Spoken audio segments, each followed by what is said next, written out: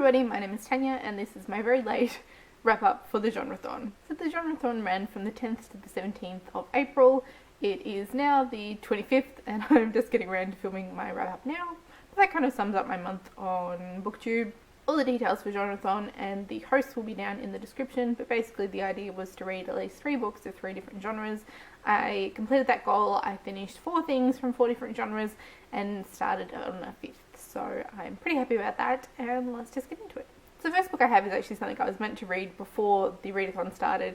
It wasn't actually on my TBR, but it was a buddy read that I was meant to have read, so I wanted to get into it, and so I started it the day before the Genrethon started. Didn't get very far, so I read the majority of this at the beginning of the readathon, and that is Princess Barry by Hong Seok-young. This one is a Korean book and has been translated by Sora Kim Russell, and I read this one as a buddy read with Eleanor from Eleanor Reads Books, and I was kind of disappointed with this one. So I had really high hopes for it. I thought the premise of it sounded fantastic. I just don't think the execution was there. So this one is a story of Barry, who is growing up in North Korea, and what happens with her family, what happens when they all get separated, and her kind of struggles and escaping into China and then to London and everything that happens to her.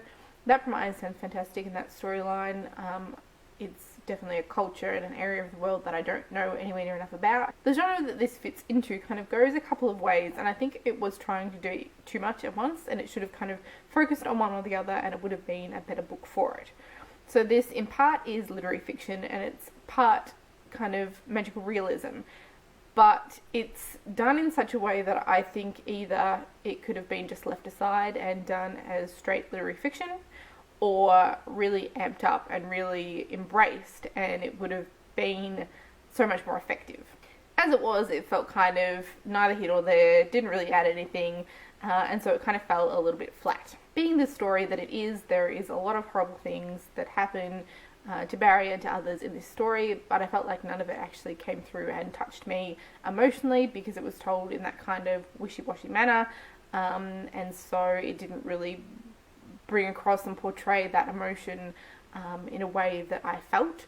It was just kind of held at arm's length. I don't think the execution of this story was done particularly well at all, unfortunately. The next book I completed is part modern classic, part dystopian, I guess, and that is On the Beach by Neville Shute. This is something that I've been meaning to read for a very long time, so I was very pleased to finally pick it up, and I enjoyed it, but not as much as I kind of thought I might. So On the Beach is the story of a handful of people, predominantly, and at a time where there has been another world war. Nuclear bombs have been dropped, and the majority of the world has been affected by the radiation of these weapons. Starting in the north, it's kind of drifting slowly down, and Australia is one of the only areas of the world that is unaffected at this point of time, but they're only being given a matter of months to live. And so we're following these characters, these different characters, and their different ways that they react to the knowledge that within a few months they're all going to be dead. And it's quite fascinating, the different ways people react and the different levels of acceptance, I guess. And in a lot of cases, people are just kind of continuing on as life always has been, and while things are changing and things are becoming less and less easy to obtain, they're making plans for their gardens that won't come to fruition for years. They're shopping for relatives that they know are already dead, and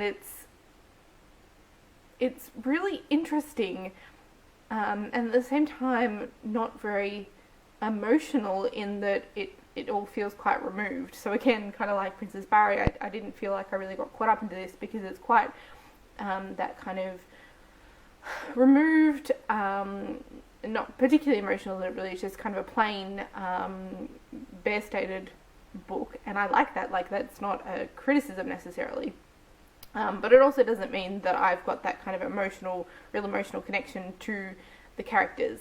So in general, we're following 3 men and 2 women. The men are in the Navy, and it starts with them kind of the last functioning submarine, the last manned submarine in the world, basically, and some different reconnaissance missions they go on to kind of see what life is like and whether they can see any sign of life in different areas.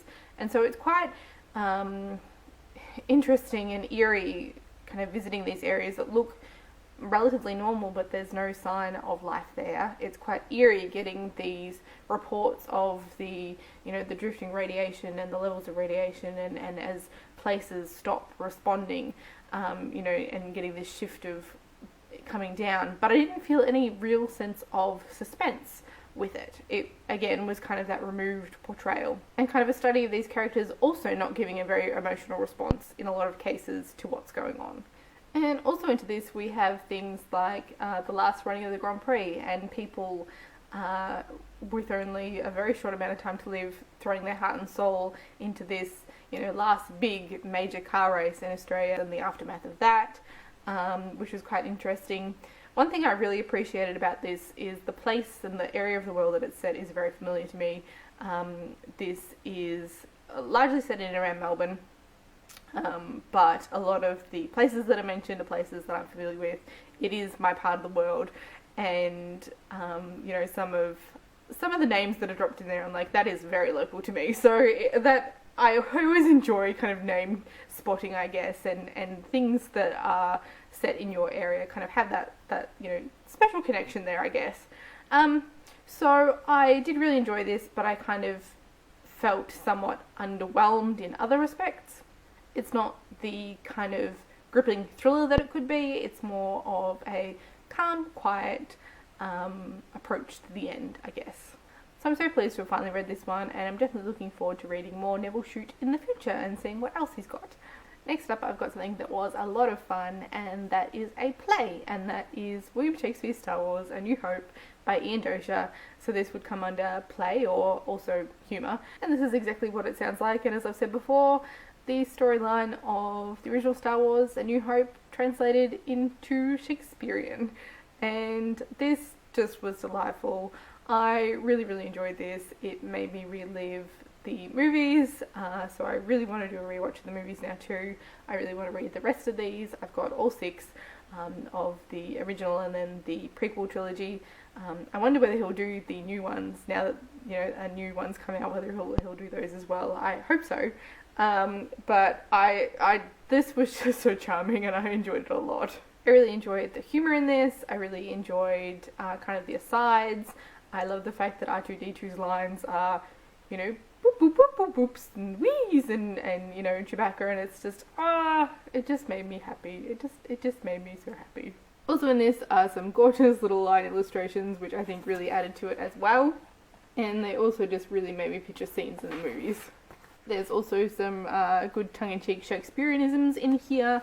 All in all, I think it was really, really well done, and I would highly recommend these. I'm very glad to have them, very glad to have read the first one, and definitely have to continue on now.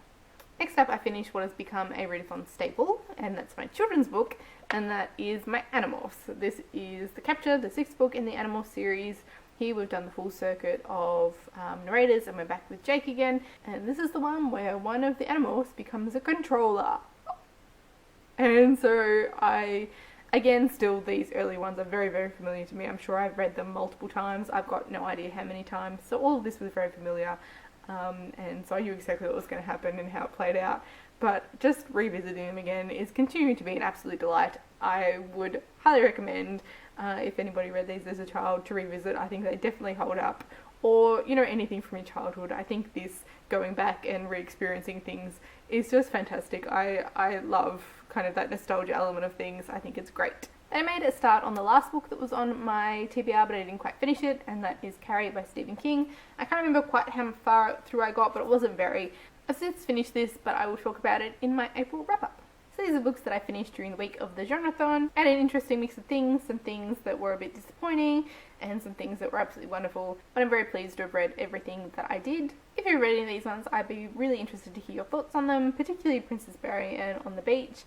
And as always, thank you all for watching, and I will see you next time. Bye.